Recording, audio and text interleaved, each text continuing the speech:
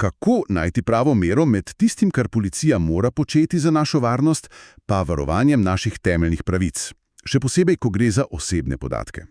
Ja, to je večno vprašanje, ravnotežja. Pred sabo imava en kup gradiva, analiza, neko obsežno poizvedovanje naslovljeno prav na vrh policije, ministrstva. Očitno izhaja iz neki skrbi, ali policisti na terenu pač vedno upoštevajo vso to precej zapleteno hierarhijo pravil, vse od ustave do GDPR-a, recimo. Ki jih vse zavezujejo, ja. In naša naloga danes, nekako razvozlati to mrežo. Kaj pravzaprav velja, kako naj bi izgledali tisti najbolj pogosti postopki, legitimacija, varnostni pregled. In zakaj so ti osebni podatki tukaj tako pomembni? Pač, kje so meje pooblastil v pravni državi? Dobro zastavljeno. V redu. Pa začnimo razpletati. Viri poudarjajo, da mora vsak policist poznati to hierarhijo. Kaj je čisto na vrhu? Verjetno ne kakšna interna navodila. Absolutno ne. Na vrhu, čisto na vrhu, sta Ustava Republike Slovenije in pa neposredno uporabno pravo Evropske unije. Tukaj je 8. člen Ustave ključen, pravi, da se mednarodne pogodbe in pravo EU, še posebej uredbe kot GDPR, uporabljajo neposredno in pozor, imajo prednost pred našimi zakoni, če pride do konflikta. Se pravi, policist se ne more kar sklicevati na nek slovenski zakon, če ta, recimo, nasprotuje GDPR-ju. Točno tako. Ne na zakon, še manj pa na kakšen interni pravilnik. Evropsko pravo, če je neposredno uporabno, je nadrejeno. To je temelj. Dobro. In ustava sama, omenjenih je več členov, 35, 37, ampak posebej izpostavljajo 38. člen. Varstvo osebnih podatkov. Kaj je tu tako bistvenega? Pri 38. členu je fascinantno to, da v bistvu vnaša temeljna načela, ki jih zdaj poznamo iz GDPR-a, že kar v ustavo samo. Prvič, načelo namenskosti. Zelo preprosto. Podatkov ne smeš uporabljati za nekaj drugega, kot si izbral. Logično. In drugič, in to je res ključno, načelo stroge zakonitosti. Vsako zbiranje, obdelava, namen, vse mora določati zakon, ne nek podzakonski akt, ampak zakon, sprejet v Državnem zboru. Aha. Policija nima neke inherentne pravice zbirati podatke kar počez. Za vsako stvar mora imeti jasno zakonsko podlago. Torej, evropsko pravo kraljuje. Viri omenjajo GDPR in pa tako imenovano policijsko direktivo. V čem je sploh razlika? In ali GDPR res velja tudi za policijo? Včasih se sliši, da ne. Ja, in to je pomembno razčistiti. Viri to poudarjajo. GDPR za policijo velja. Ampak ne vedno. Velja takrat, kadar policija ne upravlja nalog na področju preprečevanja, preiskovanja, odkrivanja ali pregona kaznivih dejanj. In kaj to v praksi pomeni? Sliši se precej omejeno. Pa ni. V bistvu zajema ogromno stvari. Večino postopkov o prekrških recimo, potem vse upravne zadeve, dovoljenja za orožje, postopki s tujci, ki niso povezani s kriminalom, pa tudi čisto notranje zadeve, kot so podatki o zaposlenih policistih. Aha. Šele ko policija res preiskuje kazniva dejanja, takrat pa pride v upoštev ta poseben režim policijske direktive. Pri nas je to implementirano z ZVPOK, Zakonom o varstvu osebnih podatkov na področju obravnavanja kaznivih dejanj.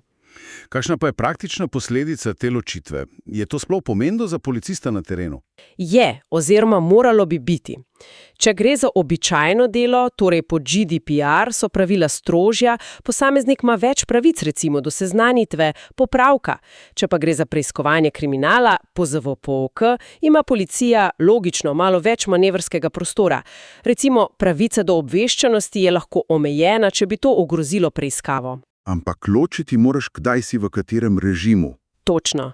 In viri namigujejo, da je to včasih v tisti dinamiki na terenu lahko kar izziv. Moraš vedeti, zakaj si nekoga ustavil in katera pravila zdaj veljajo. Potem pa je tu še zakonik o šengenskih mejah.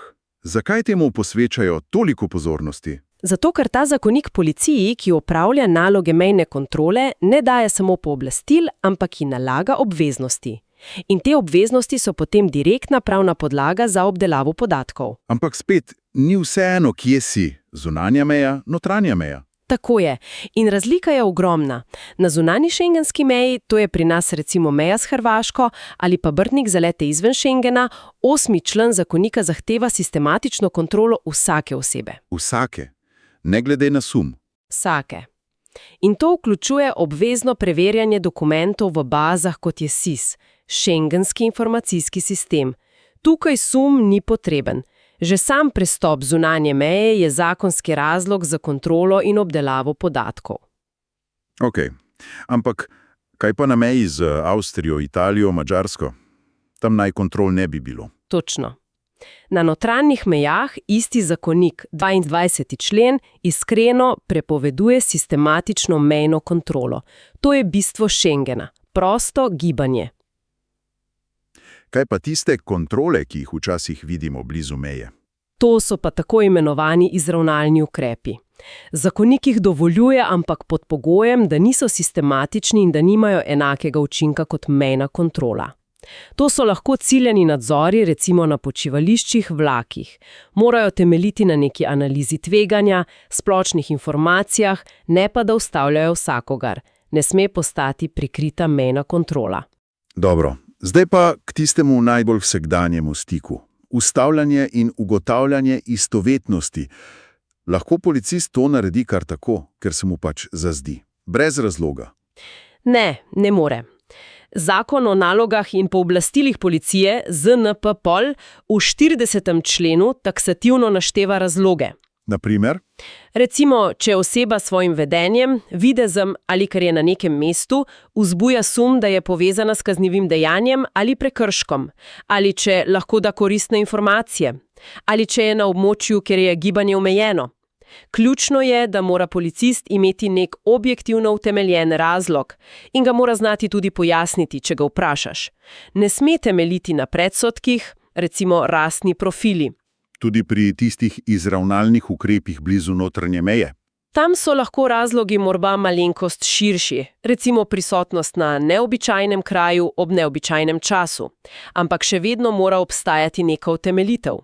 In spet, nadzor ne sme biti sistematičen ali diskriminatoren. V redu, policist ima razlog, jaz mu pokažem osebno izkaznico, kaj se takrat dogaja z mojimi podatki.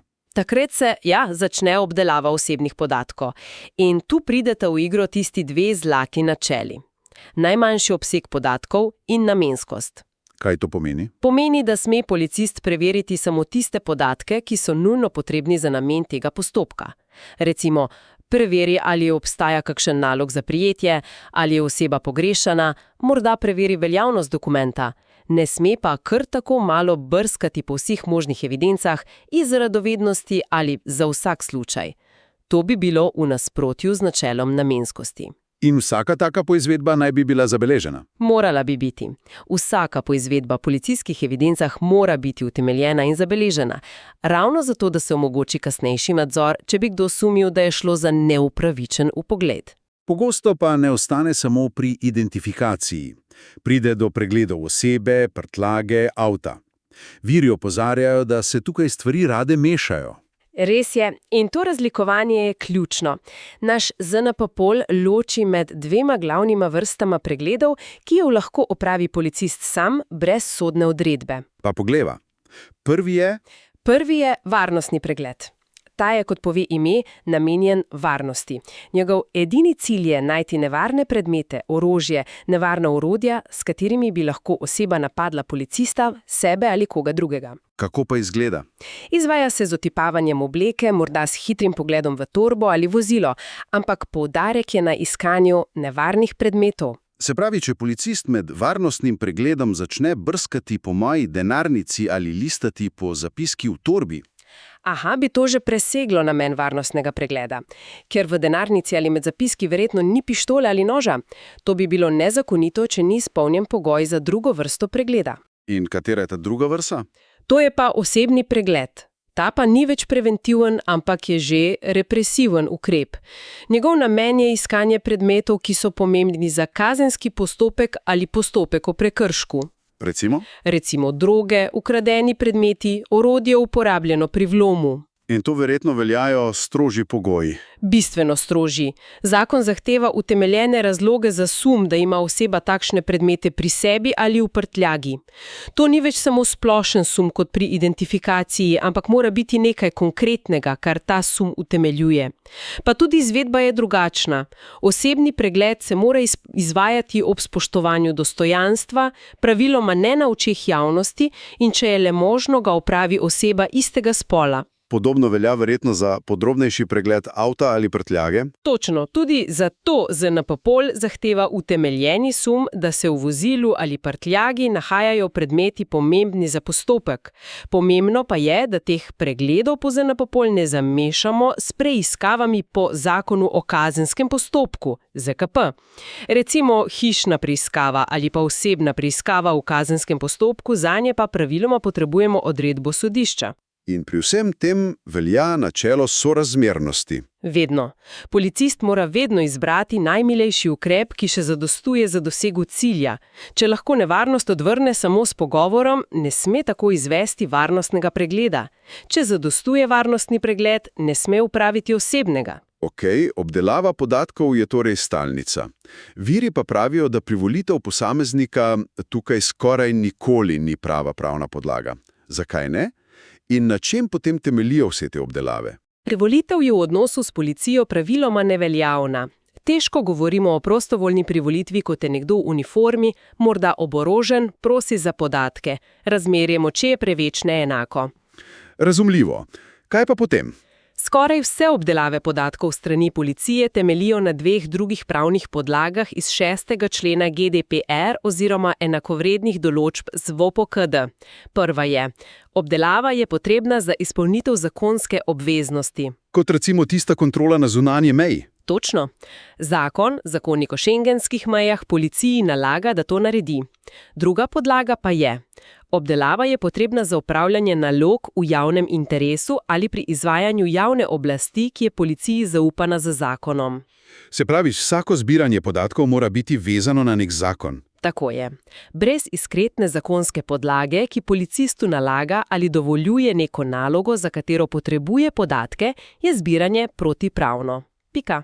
Kaj pa tisti res najbolj invazivni ukrepi? Prisluškovanje telefonom, tajno opazovanje? Zanje veljajo absolutno najstrožji pogoji. Tu gremo v zakon o kazenskem postopku, ZKP. Dovoljeni so le, če obstajajo utemeljeni razlogi za sum, da je bilo storjeno točno določeno hudo kaznivo dejanje.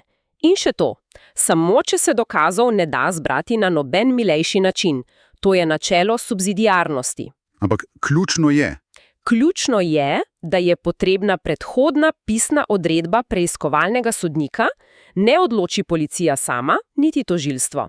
Odloči neodvisno sodišče, ki pretehta, ali je poseg res nujen in sorazmeren. In če ni odredbe, ali če je pomanjkljiva? Potem so dokazi zbrani na ta način nedovoljeni in se v postopku ne smejo uporabiti.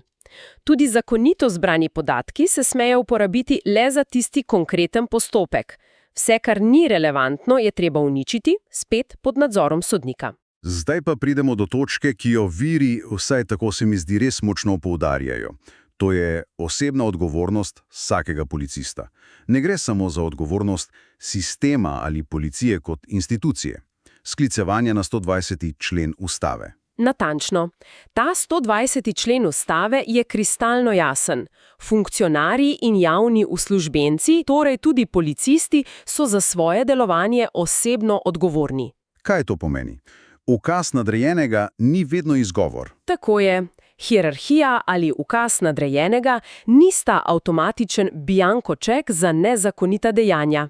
Ta odgovornost je večplastna. Najprej je tu disciplinska odgovornost znotraj policije, potem je odškodninska odgovornost po 26. členu ustave, sicer za škodo, ki jo povzročijo državni organi, odgovarja država.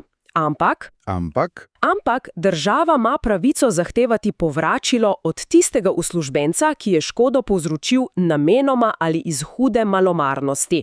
Temu se reče regresni zahtevek. In najhujša oblika odgovornosti? Kazenska odgovornost, kazenski zakonik KZ-1, pozna cel kup kaznivih dejanj, ki jih lahko stori uradna oseba pri upravljanju službe, zlorabo uradnega položaja, nevestno delo v službi, pa tudi čisto specifična dejanja, kot neupravičen osebni pregled, protipraven odvzem prostosti, pa seveda kršitve varstva osebnih podatkov, tudi te so lahko kazniva dejanja. Se pravi, možnost, da posamezen policist konča na sodišču zaradi svojega ravnanja, ni samo teoretična. Sploh ne. In to je, po mnenju teh virov, najmočnejša varovalka. Zato je tako pomembno, da so policisti ustrezno usposobljeni, da se zavedajo teh pravnih okvirov in možnih osebnih posledic. Ukaz od zgoraj ne odvezuje od lastne presoje zakonitosti. Za konec tega dela, katere so tiste res ključne pravice, ki jih ima posameznik v postopku s policijo? Kaj mora policist povedati, kaj lahko zahtevam? No, praviloma bi se moral vsak postopek začeti, da se policist predstavi ime, priimek, enota in pojasni razlog za ukrepanje. To je temeljna pravica, da veš, zakaj se posega v tvoje pravice. In če gre za sum kaznivega dejanja ali prekrška? Potem mora policist osebo obvezno poučiti o temeljnih pravicah, predvsem o pravici do molka, da ni dolžna izjaviti ničesar, kar bi jo lahko obremenilo, in o pravici do zagovornika oziroma odvetnika. In če mislim, da so mi bile pravice kršene? Imaš pravico do pritožbe, najprej na samo policijo, potem se lahko obrneš na informacijskega pooblaščenca, če gre specifično za varstvo podatkov, ali pa na varuha človekovih pravic za širša vprašanja pravic. Pa odškodninska tožba. Tudi.